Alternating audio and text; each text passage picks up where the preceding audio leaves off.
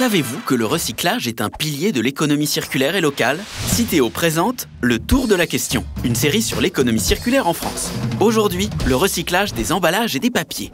En 30 ans, en France, toute une organisation s'est créée pour donner une nouvelle vie au papier et aux emballages. Super. Les entreprises développent leur réemploi et leur recyclabilité. Les consommateurs les trient, les collectivités locales les collectent, les centres de tri les séparent avec précision pour les préparer au recyclage, et les transformateurs et les recycleurs en font une nouvelle matière première que les entreprises utilisent pour fabriquer de nouveaux emballages, papier ou objets.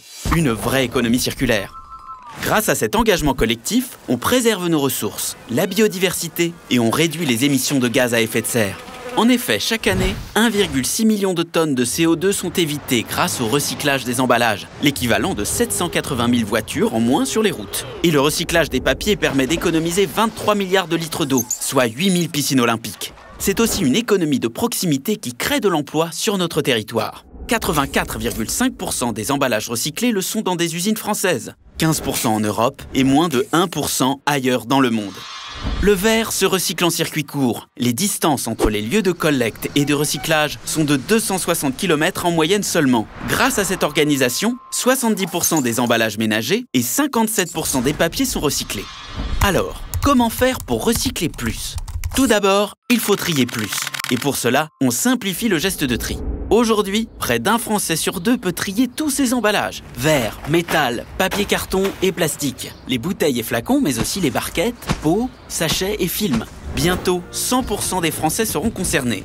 Autre action, mettre plus de bacs de tri à la disposition des Français, en s'assurant qu'ils soient bien visibles et donnent envie de trier, notamment en ville comme à Paris, Marseille et Besançon.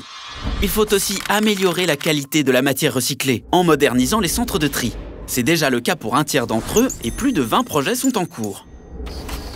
Moderniser un centre de tri, c'est l'équiper de machines qui séparent les emballages et les papiers avec précision pour pouvoir mieux les recycler. C'est indispensable pour traiter les différentes formes, compositions et couleurs des emballages. Et on invente de nouvelles technologies, comme l'intelligence artificielle ou le watermark, un tatouage numérique sur l'emballage qui détient sa fiche d'identité et lui permet d'être mieux trié. Chaque année, les équipes de Citeo contrôlent la qualité des matériaux triés, indispensables au bon fonctionnement du recyclage. Troisième action, renforcer les filières de recyclage existantes. Par exemple, la charte verre 100% solution vise 90% de recyclage des emballages en verre d'ici 2025. Pour y parvenir, nous nous appuyons notamment sur l'amélioration de la collecte dans les grandes villes grâce à des dispositifs innovants et sur la poursuite de la mobilisation des Français au geste de tri. Comme le verre, les emballages en métal se recyclent à l'infini. Mais les plus petits d'entre eux sont difficilement captés. Alors, 34 centres de tri ont déjà été équipés de machines de tri magnétiques qui les orientent vers le recyclage. Pour les emballages en papier carton et les papiers, on cherche de nouveaux débouchés pour la matière recyclée.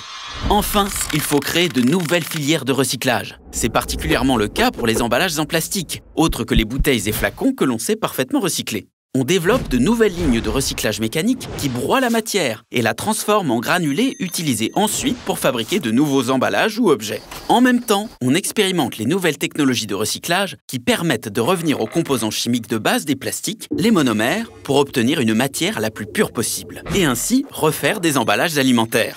Pour réduire nos impacts sur la planète, réduisons, réemployons, recyclons.